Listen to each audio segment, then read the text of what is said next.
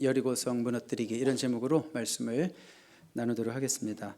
어느 교회 주일학교에서 있었던 일이랍니다. 주일학교에서 클래스룸에서 있었던 일인데 사실인지 확인된 바는 없습니다. 우리 목사님이 예배 시작하기 전에 아이들 교실에 가서 아이들에게 질문을 했대요. 그냥 아이들이 미리 와서 막 이렇게 놀고 있길래 애들아 혹시 누가 여리고성을 무너뜨렸는지 아니?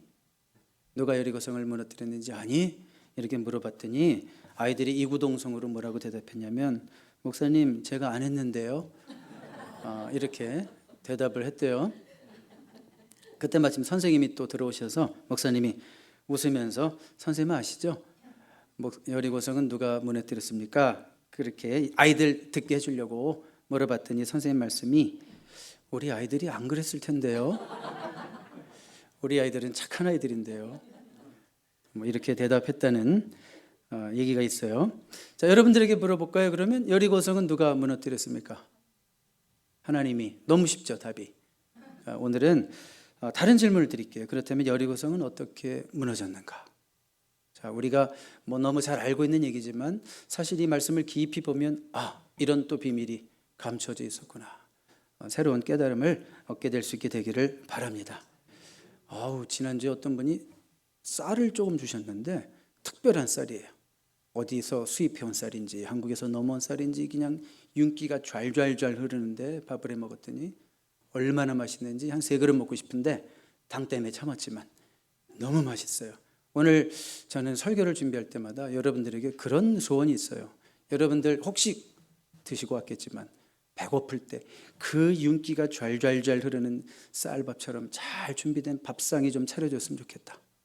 오늘 그래서 여러분이 이 말씀 가운데 그런 은혜가 넘치고 영적으로 배부르고 돌아갈 수 있는 시간 될 수 있기를 주님의 이름으로 축복합니다. 네. 자, 이스라엘 백성들이 가나안 땅에 왔습니까? 이미 들어왔죠. 가나안 땅에 들어오긴 했지만 가나안 땅을 아직 누리지는 못하고 있습니다. 가나안 땅을 들어왔지만 그 젖과 꿀이 흐르는 땅, 약속의 땅, 하나님이 주신 축복의 땅을 누리기 위해서는 해결해야 할 과제가 있었는데, 첫 번째 해결해야 할 과제가 여리고성 정복이었습니다. 자, 당시 가나안에는 여러 도시국가들이 있었는데, 조그만 도시국가들이 여러 도시국가들이 있었는데 이스라엘 백성들이 제일 처음 맞닥뜨린 도시국가가 어디라고요?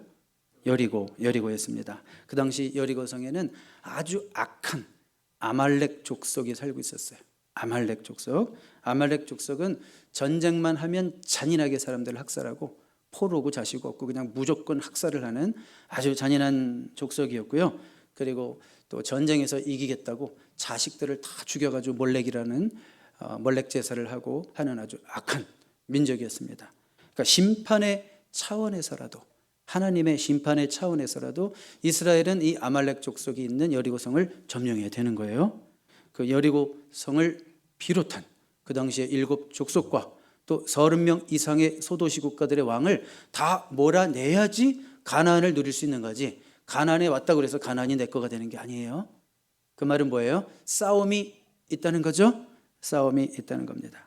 자, 성지를 다녀오신 분들의 증언에 의하면 여리고성은 도대체 얼마나인가, 이미 고고학적으로 발굴이 되고 이미 다 입증이 된 그런 사건의 현장인데, 여리고는요 1시간 정도면 충분히 돌 수 있는 그런 작은 성이었대요. 1시간 정도면 물론 또 막 궤를 들고 가야 되고 제사장들이 줄을 서서 가야 되고 대열을 마치고 하니까 조금 더 오래 걸렸을 수는 있겠지만 1시간이면 그냥 한 바퀴 돌 수 있는 그런 성을 6일에 걸쳐서 한 바퀴씩 돌고, 또 7일째는 몇 바퀴 돌았어요? 7바퀴면 몇 시간 도는 거예요? 한 7시간 돌지 않았을까? 순종하는 마음으로 그렇게 한 거죠. 자, 그렇게 작은 도시였는데 문제는 뭐예요? 이스라엘 백성들은 최소한 사용할 수 있는 병력이 그때 4만 명 이상. 그러면 유리해요, 불리해요? 게임도 안 돼, 솔직히 말하면. 병력으로 따지면. 병력이라는 말보다는 우리 좀 속된 말인데, 야, 족수로 밀어붙여, 이런 말이 있죠. 그러니까 발수가 훨씬 많단 말이에요. 그러니까 인원이 훨씬 많아서 그냥 막 밀어붙이면 담이 무너질 것 같은데, 이 담은 무너지는 담이 아니었어요. 그 당시에 이 여리고성에 쳐들어갈 구멍이 없었어요. 완전 난공불락해서. 한번 그림을 보여주겠는데요. 이게 고대 여리고성입니다. 지금 이 벽이 외벽과 내벽 2층으로 되는 거 알 수 있겠죠, 대략. 근데 다음 그림을 보여드릴게요. 이 벽을 옆에서 보면 이렇게 생겼어요. 저기 바깥 벽이 한 12m 되죠, 높이가. 그리고 내벽은 거의 뭐 한 18m, 20m까지 된단 말이에요. 굉장히 높죠. 그리고 그 벽과 벽 사이를 다 합치면 그 벽 두께가 11m가 넘었어요. 그러니까 이거는 뭐 누구도 이거는 뭐 어떻게 방법이 없어요. 너무 높기 때문에. 이 고지를 점령하는 것이 절대적으로 유리한 거기 때문에 그렇죠. 그리고 이제 이 여리고 백성들은 그 성문 안으로 들어가서 한 명도 나올 생각을 안 하는 거예요. 절대 나오지 않습니다. 여러분 전쟁사 가운데 보면 이런 내용이 있습니다. 콘스탄티노플의 7,000명에 불과한 수비대가 10만 명 이상의 오스만군의 군대에 대항해서 오랫동안 버텼다, 이런 말이 있어요. 6개월이고 1년이고 버텼다, 이런 말이 있어요. 뭐예요? 7,000명, 10만 명 상대가 돼야 안 돼요. 상대가 안 되지만 성 안에 딱 들어가서 문을 딱 철통처럼 잠그고 있으면 아무도 공격을 못하는, 아무리 뭐 공성전에 능한 자들이라고 할지라도 이 성을 무너뜨릴 방법이 없는, 그것이 그때 이스라엘 백성들이 당면한 문제였다, 그런 얘기입니다. 자, 무슨 얘기인지 아시겠죠?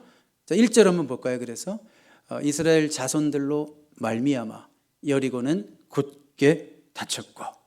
자, 이스라엘 자손들로 말미암아 다쳤대요. 겁먹었다는 얘기죠. 소문만 듣고 두려워서 사실은 다 숨은 거예요. 그리고 문을 꽉 닫았어요. 왜 그럴까요? 뭐 4만 명의 군사가 오든 말든 스스로 지쳐서 포기하고 돌아가기를 기다리는 거예요. 싸워서는 승산이 없으니까 스스로 지쳐서 포기하고 돌아가도록 문을 잠그고 안 열어준다 이거예요. 그리고 그 성 안에는 그 당시에 역사 연구에 의하면 이미 성 안에는 모든 곡식, 그 다음에 물, 필요한 것들, 아주 두고두고 버틸 수 있는 것들을 다 이미 저장해놨다, 그렇게 설명합니다. 자, 이렇게 되면 이스라엘 백성들이 하나님의 명을 따라서 여리고를 점령해야 되는데 점령을 못하는 거예요. 이건 뭐 1년이건 2년이건 장기전이 될 가능성이 굉장히 높죠. 그러다 보면 이스라엘 백성들은 그 들판에서 언제 농사해서 또 언제 먹고 살아요, 추수기 다 끝나면. 그러니까 식량난에 부딪혀서 아주 민족적으로 위기에 처할 수밖에 없는 그런 상황이다, 이거예요. 자, 여리고성은 이렇게 굳게 문이 닫혀 있고 한 사람도 들어갈 수 있도록 허용되지 않았던 상황이었다라는 것을 여러분 이해하십시오. 자, 굳게 닫혀 있는 여리고성과 같은 문제가 바로 저와 여러분에게도 있지 않습니까? 굳게 닫혀 있는 여리고성과 같은 문제, 절대 열어주지 않는 혹시 마음의 문을 보십니까? 여러분 예수 믿고 어떤 생각이 들어요? 예수 믿으니까 너무 좋아. 이 예수를 왜 안 믿을까? 우리 부모님은, 내 자식은, 이 예수님을 내 친구는 왜 안 믿을까? 이렇게 생각하지만 가족들은 마음문을 더 철통같이 잠궈요. 야, 예수 믿으려면 너 혼자 믿어. 나한테 절대 강요하지 마. 절대 강요하지 마. 아주 마음문을 절대 열지 않는 가족들이 있습니까? 친구들이 있습니까? 어떤 가정에서는 남편이 그래요. 부모가 그래요, 자식들에게. 너 교회 다니려면 집에 나가. 집에서 나가. 이렇게 말하는 부모가 있고, 또 어떤 가정에서는 당신 교회 다니려면 나랑 이혼해. 이런 가정도 있어요. 자, 우리는 예수 믿고 진짜 너무 신나가지고 이 생명의 복음을 막 전하고 싶고 이 천국의 기쁨을 같이 누리고 싶은데 그들의 마음은 여리고 성문처럼 완전히 타이틀리 완전히 닫혀있단 말이에요. 그런데 이 성문은 누가 여시는지 아세요? 하나님이 여실 수 있다는 거 아시죠? 네, 사실은 이 성 안에 뭐가 가득하다고 그랬어요? 여리고 성 안에 음식도 가득해, 식량도 가득해, 물도 있어. 아쉬운 게 없다 이거예요. 아쉬운 게 없으니까 마음의 문을 열지 않아요. 물이 다 떨어지면 어떡할까요? 어쩔 수 없이 성문을 열겠죠? 아직은 살만해서, 아직은 내가 좀 모아놓은 재산도 있고, 아직은 건강도 있는 것 같고, 아직은 하나님 의지할 마음이 없어요. 하나님 의지할 마음이 안 생겨요. 그런데 하나님이 적당히 고난을 허락하시면 슬슬 마음 여는 교만한 심령들 보신 적이 있어요, 없어요? 그렇게 교만했던 심령이 마음문을 열고 주님 앞에 꼬꾸라지는 거 보신 적이 있어요, 없어요? 있죠. 하나님은 여실 수 있습니다. 견고한 성 여리고는 내 주변에만 있는 게 아니라 내 안에도 있어요. 내 안에도 있어요. 여러분 고치고 싶은 어떤 여러분의 성격상의 문제 한 가지가 있습니까? 아유, 그거 한 가지만 고쳤으면 내가 진짜 성인인데. 혹은 여러분 평생 어떤 나쁜 습관, 중독, 해결되지 않는 것. 그게 바로 우리 안에 있는 여리고예요. 무너져야 할 여리고입니다. 그렇죠? 난공불락 같고 무너지지 않을 것 같지만 해결돼야 되고 무너져야 할 여리고입니다. 근데 2절 보세요. 여호수아 6장이다. 같이 읽어볼까요? 시작. 여호와께서 여호수아에게 이르시되 보라 내가 여리고와 그 왕과 용사들을 내 손에 넘겨 주었으니 내 손에 넘겨 주었으니 이미 내 손에 넘겨 주었으니 이 말에 주목하시기 바랍니다.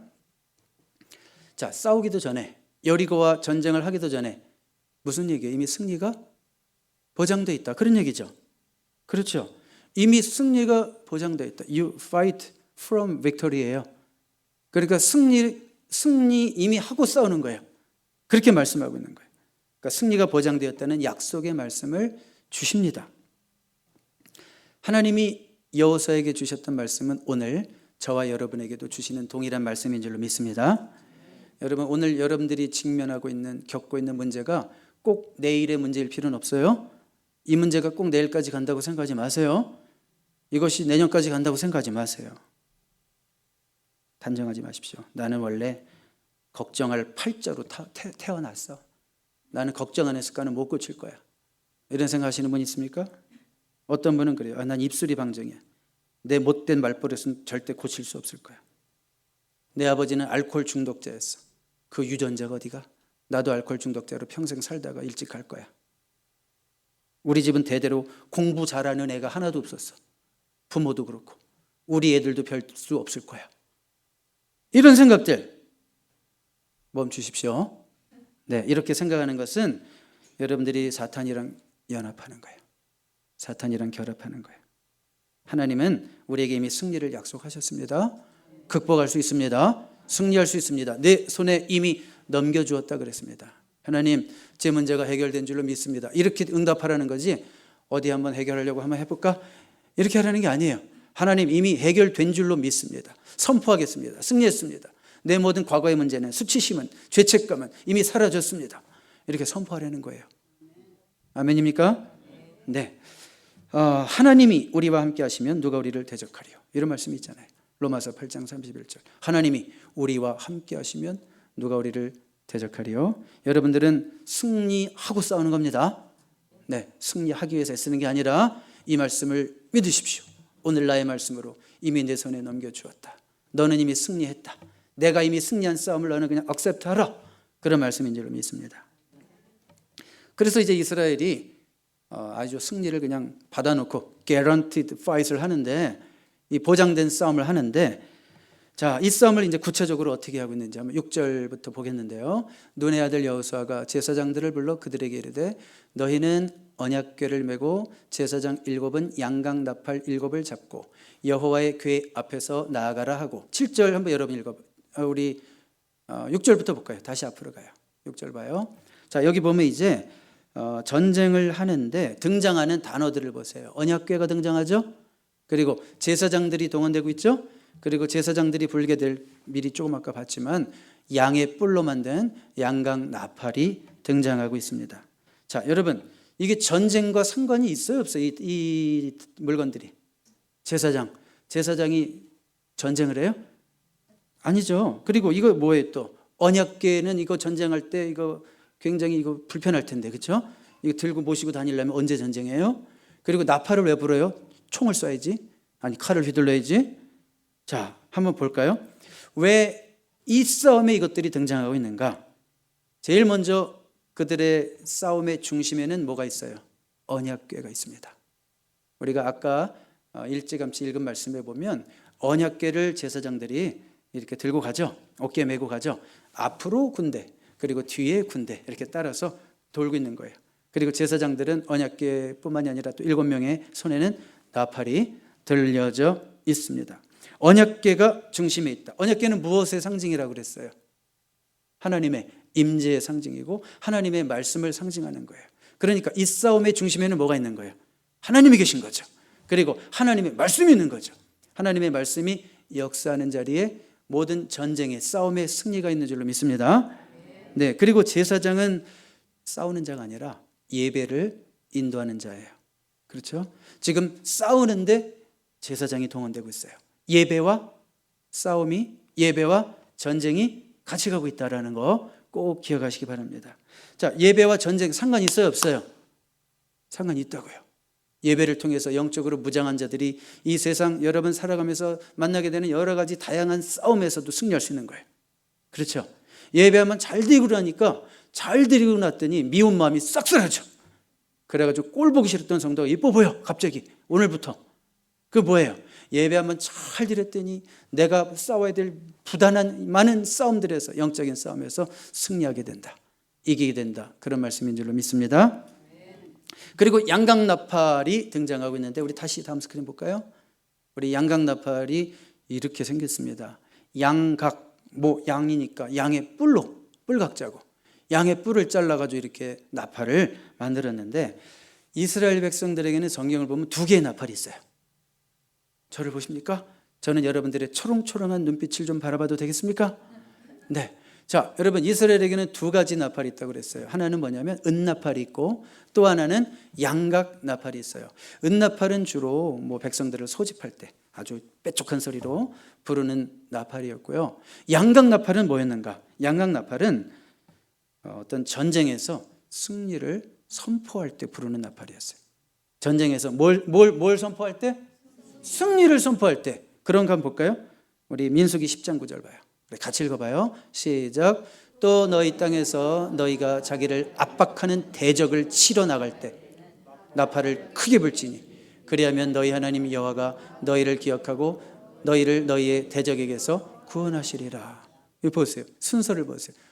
전쟁 나간 다음에 끝나고 나팔을 불어요? 나팔을 불고 나가서 싸워요? 국어를 못 하시는 분 두 분 있어요. 자, 나팔을 먼저 불어요? 아니면 싸우고 나서 나팔을 불어요? 그렇죠. 나팔을 크게 불지니 그리하면 결과적으로 하나님이 너희를 기억하고 너희 대적에서 너희를 구원하시리라. 나팔 불고 나가서 싸우라는 거예요. 그럼 하나님이 구원하시리라. 그러니까 이스라엘 백성들이 여리고성을 무너뜨리기 위해서 지금 대제사장들의 입에 나팔을 들려줬다는 건 무슨 얘기예요? 미리 싸움이 승리했다, 이겼다는 것을 선포하라, 그런 얘기죠. 그거를 위해서 가지고 나가는 거예요. 아멘이죠? 네. 자, 그리고 우리 한번 다음 구절로 가볼까요? 10절. 이제 또 뭐가 등장하나 보세요. 여호수아가 백성에게 명령하여 이르되 너희는 외치지 말며. 여러분, 공성전에서는요 원래 겁주려고 막 소리 지르면서 막 성벽 너머의 사람들에게 들리라고 막 소리 지르고, 휴전선 가봤어요? 그 앞에서 뭐 그냥 서로 막 방송 쏘고 막 그러는 것처럼 겁주는 거죠. 괜히 막 그런 게 원래 있는 거예요. 근데 하나님 뭐라 그래요? 절대 외치지 말며 너희 음성을 들리게 하지 말며 너희 앞에서 아무 말도 내지 말라. 그리하다가 내가 너희에게 명령하여 외치라 하는 날에 외칠지니라 하고 여호와에게가 그 성을 한번 돌게 하고 그들이 진영으로 돌아와서 진영에서 자니라. 이렇게 돼 있죠. 침묵의 행진이 있습니다. 전쟁하는데 침묵의 행진이 있어요. 이거 뭐예요 도대체? 다 죽겠다는 거랑 똑같죠. 인간적으로, 우리 인본적으로 생각하면 아예 죽으려고 작정한 거죠. 침묵의 행진, 손에 무기도 안 들려 있고 뭐 방패막이도 없고 그냥 침묵의 행진을 하루에 한 바퀴씩 6일 동안 여리고성을 돌게 합니다. 그리고 7째 날에는 몇 바퀴를 돌게 했다고요? 7바퀴를 돌게 합니다. 조용히 성 주변을 첫날 돌았어요. 그리고 진영으로 돌아와서 조용히 잡니다. 그리고 이제 앞으로 계속 읽어보면 또 그 다음 날에도 조용히 또 나와서 돕니다. 그 다음 날에도 또 돕니다. 군사들 돌아버릴 것 같아. 그렇죠? 얼마나 불안하겠어요. 아니 막 죽을 것 같잖아요. 이러다가 죽는 거 아니야. 이거 어떻게 하지 이거. 이러다 우리 다 죽어요. 큰일 나요. 여호수아 대장님, 이런 말 얼마나 하고 싶었을까요? 얼마나 하고 싶었을까요? 말도 안 되는 이 비합리적이고 비상식적인 이 전투 명령에 얼마나 답답했을까요? 말하고 싶었을까요? 그러나 놀랍게도 군사들 가운데 한 사람도 입을 열고 불평하는 자가 없었습니다. 하나님의 명령에 오직 순종하여 성을 돌고 있었습니다. 여러분, 침묵해야 할 때 말하면 돼야 안 돼요?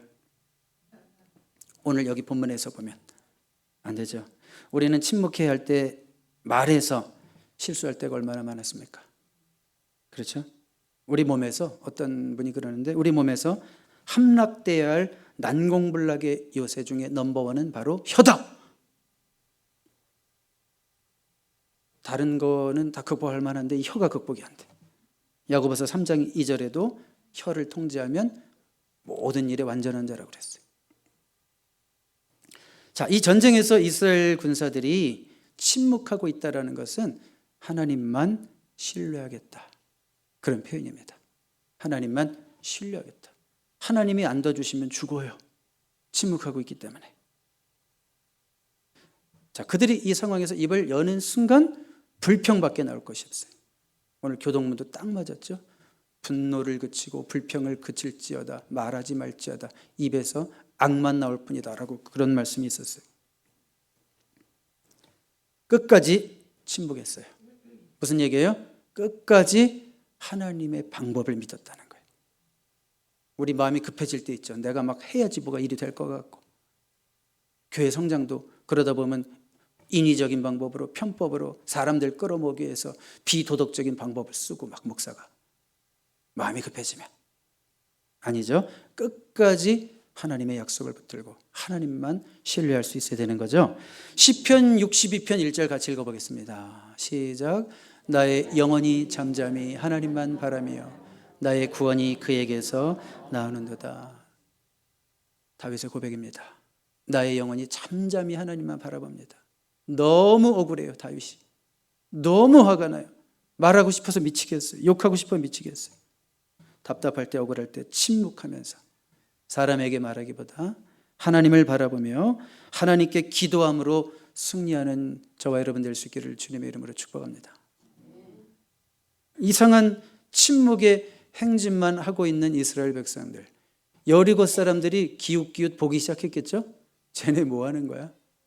처음엔 어땠을까요? 도대체 뭐 하는 거야? 야, 쟤네 우리가 좀 무섭게 생각했는데 쟤네 이상한 애들 아니야? 돌아버린 애들인가 보다. 비웃지 않았을까요? 비웃지 않았을까요? 비웃었겠죠.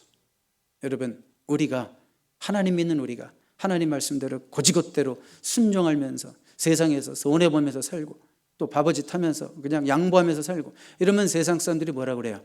야, 이 세상은 정글이야. 니네 같이 살다가 다 거지돼 죽어. 못 살아. 비웃어요? 안 비웃어요? 비웃음을 당해봤어야죠. 그게 진짜예요. 제가 토요일 새벽에도 말씀드렸죠. 우리의 제일 문제는 뭐예요? 불신자들과 하나 차이 나는 게 없을 때가 문제라고요. 우리는 낯선 스트레인저로 분명히 드러나야 되는데 그런 모습이 없어요. 전혀 다른 게 없어요. 생각하는 거나 말하는 거나 추구하는 거나 가치관이나 인생의 목표나 뭐가 다 똑같아. 맨날 미국 오면 영주권이 평생 목표고, 영주권 끝나면 시민권이 평생 목표고, 그거 외에는 없어. 자녀들 대학이나 잘 보내면 다 한 것 같고, 하나님 나라를 위한 꿈이 없어. 그러면 그게 믿지 않는 자와 우리랑 다른 게 뭐가 있어요? 구별되는 게. 그렇죠? 자, 여러분, 비웃었을 거예요. 처음에는 비웃었을 거예요. 근데 생각해봐요. 하루 이틀은 비웃었겠지만 5일, 6일 계속 그러고 있어요. 겁도 없이. 그러면 여리고성 사람들 입장에서 어떤 생각이 들까요? 슬슬. 이상해. 불안해지는 거예요. 왜요? 그동안 한 번도 보지 못했던 군대야. 공성전에는 막 을에 소리 지르고 막 난리 나거든요. 근데 얘네들은 소리도 안 지르고 가만히 있어요. 두려워지기 시작하는 거예요. 두려워지기 시작하는 거예요. 여러분, 그런 겁니다. 우리 하나님의 백성들이 끝까지 하나님 말씀대로 살아갈 때, 그럼에도 불구하고 세상 사람 같으면 막 기죽을 것 같은데 당당하고 여전히 주님을 위해서 타협하지 않고 이런 모습을 계속 보여줘 봐요. 세상 사람들이 야, 쟤는 뭔가 내가 모르는 뭔가가 있구나. 두려워하기 시작해야 돼요. 그게 정상이에요. 믿지 않는 자들이 진짜 예수 믿는 여러분들을 보고 조금 두려워해야 돼요. 야, 저 예수 믿는 자 건드렸다간 큰일 나겠다. 저 사람은 하나님이 함께 하시나 보다. 아니 뭐 하나님인지 뭔지 난 모르겠지만 저들의 신이 함께하나 보다. 이런 생각이 들게 되는 거예요. 그들도 분명 두려워했을 겁니다. 침묵은요, 언어의 공백 상태가 아니라 또 하나의 언어다, 이런 말을 합니다. 침묵은 언어의 공백 상태가 아니라 또 하나의 언어입니다. 침묵이 웅변보다 더 힘이 있을 때가 있어요. 말 한마디 안 하지만 포미가 있는 사람이 있어요. 여러분, 아주 지적으로 딸리시는 분은 입만 다물어도 중간은 간다, 뭐 이런 얘기 있잖아요, 옛날에. 그렇죠? 예? 초등학교도 뭐 다녀보고 그런 가방끈이 짧을지라도 입만 다물면 중간은 간대. 우리가 가져야 하는 언어 중에 하나가 바로 이 침묵의 언어가 아닌가 싶습니다. 자, 우리 이제 16절 20절 보겠습니다. 16절 20절. 일곱 번째 제사장들이 나팔을 불 때 여호수아가 백성에게 이르되 외치라. 끝까지 침묵만 하는 걸까요? 아니죠. 외쳐야 할 때가 있습니다. 여러분, 외쳐야 할 때가 있다고요. 우리가 전하지 않으면 어떻게 복음을 듣겠어요, 누군가가. 그렇죠? 분명히 침묵하면서 누군가를 위해서 기도해야 될 때가 있지만 분명히 때가 되면 그를 위해서 복음을 전해야 될 때도 있는 거죠. 자, 이스라엘 백성들에게도 계속 침묵만 하는 게 아니에요. 외칠 때가 있었어요. 외치라. 여호와께서 너에게 이 성을 주셨느니라. 이에 백성은 외치고 제사장들은 나팔을 불매 백성이 나팔 소리를 들을 때 크게 소리질러 외치니 성벽이 무너져 내린지라. 외치라. 뭐라고 외쳤을까요, 백성들? 상상해 보세요, 여러분. 여러분이라면 어떻게 뭐라고 외쳤을 것 같아요? 네? 무너져라. 혹은 어떤 분 또 할렐루야. 막 우리식으로 어떤 분 그냥 믿음이 하도 좋아서 입만 툭 건드려도 할렐루야. 막 이런 분 있잖아요. 할렐루야 이랬을까요? 아니면 이 나쁜 놈들아 뭐 그랬을까요? 그거는 잘 몰라요. 그건 잘 모르지만 그게 포인트가 아니라 지금 여호수아 6장이 우리에게 가르치는 것은 이스라엘 백성들은 하나님을 통해서 온 명령에 철두철미하게 순종하고 있다. 그걸 보여주는 거예요. 뭐요? 하나님의 말씀에 그냥 순종이 아니라 철두철미하게 순종하고 있다는 거예요. 한 바퀴 돌으라면 한 바퀴 돌고 6바퀴 7바퀴 돌으라고 하면 7바퀴 돌고 나팔을 부르라고 하면 나팔을 불고 소리 지르라고 하면 그 타이밍에 소리를 지르고. 기적은 언제 일어났어요? 하나님의 말씀에 명령에 철두철미하게 순종할 때 기적이 일어났어요. 여러분의 삶 가운데 기적이 잘 안 일어나는 이유가 혹시 있다면 무슨 이유일까요? 여러분들이 하나님의 말씀에 철두철미하게 순종하지 않으니까. 그렇죠? 우리가 정말 말씀에 철두철미하게 1.1핵이라도 잘 안 지켜질 때라도 지키기 위해서 수고하고 애쓰고 순종할 때 여러분의 삶에도 하나님의 기적을 체험하게 될 줄로 믿습니다. 자, 견고한 성은, 여리고성은 무너졌어요, 안 무너졌어요? 무너졌어요. 뭐 길게 쓰지도 않았어요. 성벽이 무너져 내린지라. 우리가 영화 찍나면 여기서만 10분 소요. 그렇죠? 무너지는 거 해가지고 막 돌에 먼지 나오고 사람들 도막 나오고 뭐 우리 막 그렇게 디스크립 묘사하고 싶은데 성경은 대수롭지 않게 별거 아니거든. 하나님 말씀에 순종하면 일어날 수 있는 일이거든. 성벽이 무너져 내린지라 이러고 끝나요. 근데 여러분, 그 성이 무너지기까지 제가 한번 질문할까요? 백성들은 그때 무너질 줄 알았을까요? 몰랐을까요? 몰랐어요. 누구만 알았을까요? 미리. 하나님 아시죠? 하나님이 미리 누구에게 알려주셨어요? 여호수아에게 알려주셨어요. 왜냐하면 디렉션을 주셨잖아요. 하루에 한 바퀴씩 돌고 7째 날에는 이렇게 돌면 무너질 거다 라고 말씀하셨기 때문에 여호수아는 하루 단위로 명령한 거예요. 시간 단위로 명령을 한 거예요, 백성들에게. 그러니까 백성들 입장에서 제일 답답한 게 뭐예요? 이 성을 언제까지 우리가 도는 거지? 혹시 1년 동안 도는 건가? 이게 제일 답답한 거예요. 그렇지만 백성들은 하루에 한 바퀴씩만 돌았어요. 미스터 시계 얘기 알죠? 미스터 시계. 얘가 얼굴이 그냥 확 어두워져가지고 그 박 목사를 찾아왔어요. 목사님, 좀 힘들어 죽겠대. 뭐가 힘드니? 똑딱똑딱 해보셨어요? 얼마나 힘든지? 1분에 60번 똑딱 해보셨어요? 그게 얼마나 힘든지? 근데 아세요? 1분이면 60번인데 1시간이면 1분이면 60초인데 1시간이면 60분이니까 3,600번을 똑딱 해야 되는 거 아세요? 얼마나 힘든지 아세요? 근데 그걸 하루 하려면 뭐 120몇만 몇천 백번 똑딱 해야 되는 게 얼마나 힘든지 아세요? 그 3년을 똑딱 하려면 뭐 몇억 몇천 몇십만 2,528번을 똑딱 해야 되는 게 얼마나 힘든지 아세요? 고민이 돼가지고 얘가 막 얼굴이 그냥 사색이 돼서 왔어요. 그래서 박 목사가 뭐라고 얘기했는지 아세요? 야 임마 똑딱 한 번만 해. 그냥 똑딱 한 번만 하고 좀 이따 또 한 번 더 하고. 그거죠? 자, 우린 인생을 어떻게 살아요? 3년 똑딱할 것까지 계산해 가면서 스스로 병을 만들죠? 하나님은 내일 일은 내일이 염려할 것이요 그날 일은 너에게 족하다 이렇게 분명히 말씀하셨는데 한 10년 거 통장에 쌓아놔야지 덜 불안하고 꼭 주님이 시키지 않는 일만 골라서 하죠? 네? 주님은 뭐라고 그러셨는데요? 내일 일은 내일 염려할 것이요 그날 일은 그날 족하다. 그러니까 이스라엘 백성들은 사실 그렇지만 고민은 되는 거예요. 인간이라. 하루 돌았는데 이거 언제까지 도나? 평생 이렇게 돌다 끝나면 진짜 돌아버리겠다 나. 막 이러면서 고민하는 거예요. 자, 군사들이 총 13바퀴를 돌았을 때 무너지죠? 12바퀴 돌았을 때 성에 무슨 일이 있었어요? 없었어요? 3바퀴쯤 돌았을 때 균열이 가기 시작했죠? 아니구나. 근데 다 아시네. 6바퀴쯤 돌았으면 돌무더기도 막 떨어지고 이래야 되는 거 아니에요? 아니요. 12바퀴까지 아무 사인이 없어요. 그러니 얼마나 답답해요. 주님 어느 때까지입니까? 우리 이런 질문 안 생깁니까? 주님 언제까지 순종해야 합니까? 주님 언제까지 기도해야 합니까? 주님 언제까지 내 믿음을 지켜야 합니까? 주님 내 삶의 여리고는 언제 무너집니까? 완고한 우리 부모님은 언제 예수 믿습니까? 바람피는 내 남편은 언제 정신 차립니까? 방황하는 내 아이는 언제 깨닫고 주님 품으로 돌아옵니까? 늘 시험당하는 성도, 아직도 세상을 너무 사랑하는 성도, 저들은 언제나 성숙한 주님의 제자가 될 수 있을까요? 이런 질문이 안 생기냐고요. 내가 이렇게 열심히 기도하고 내가 이렇게 열심히 설교 준비하고 내가 이렇게 기도해도 안 빠지고 나오고 내가 이렇게 수고하고 내가 전화도 10번도 더 했는데 저 영혼은 왜 이렇게 점점 변화의 조짐이 없을까? 자, 이런 질문 생겨요 안 생겨요? 왜 우리 엄마는 안 변할까? 질문 생겨요 안 생겨요? 그때 주님이 뭐라고 그러실까요? 이런 질문하는 우리에게 뭐라고 그러실까요? 입 다물어. 처음엔 이러실 것 같고 주님이 그럴지라도 계속 성을 돌아라 이러실 것 같아요. 그렇죠?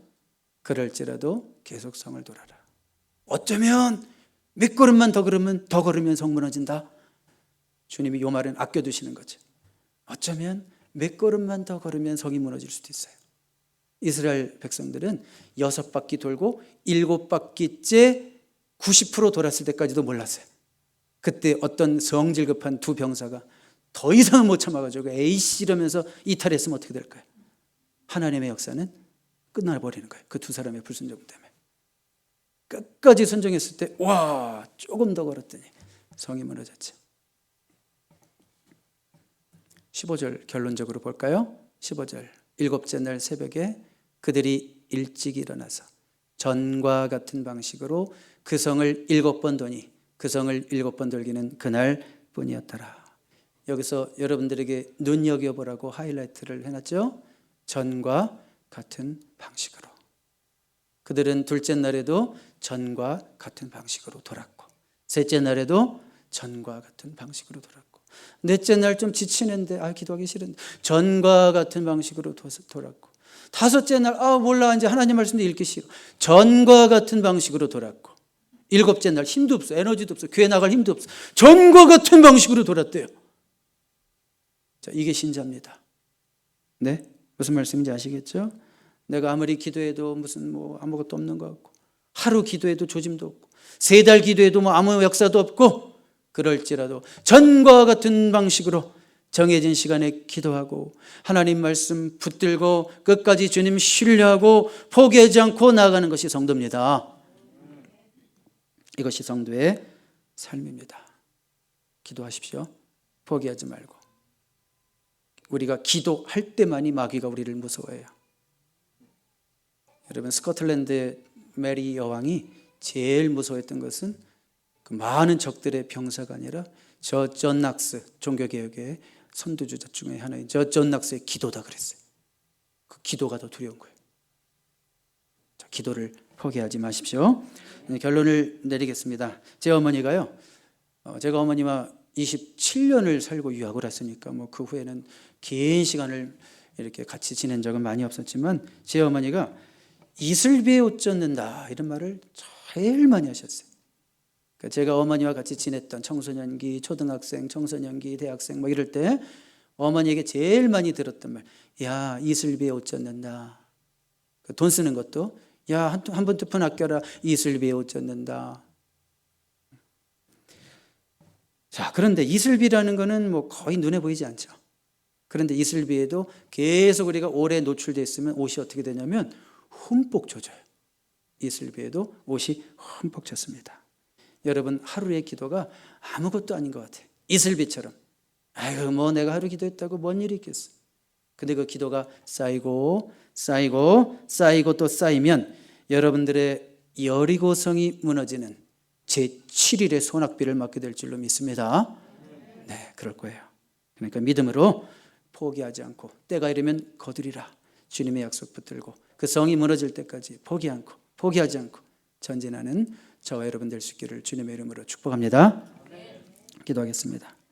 주님, 감사를 드립니다. 말씀 전하게 하시니 감사드리고, 말씀 듣고 깨달을 수 있는 영적인 귀를 허락하시니 감사를 드리고, 또 그 말씀에 결단하는 영혼들 있게 하시니 감사를 드립니다. 주님, 결단합니다. 난공불락의 성 여리고 같은 내 가족을 위해서 하루에 한 번씩 성을 돌며 기도하겠습니다. 정말 변하지 않는 나 자신을 위해서도 중단하지 않고 하루에 한 번씩 성을 돌며 기도하겠습니다. 인간적인 수단과 방법을 내려놓고 예배와 기도, 그리고 침묵의 순종으로 잠잠히 주님 바라보며 싸우겠습니다. 믿음의 나팔 소리 높이며 미리 승리를 선포하겠습니다. 나의 여리고가 무너짐을 바라보며 주님을 찬양하게 될 줄로 믿습니다. 예수 그리스도 이름으로 기도드립니다. 아멘.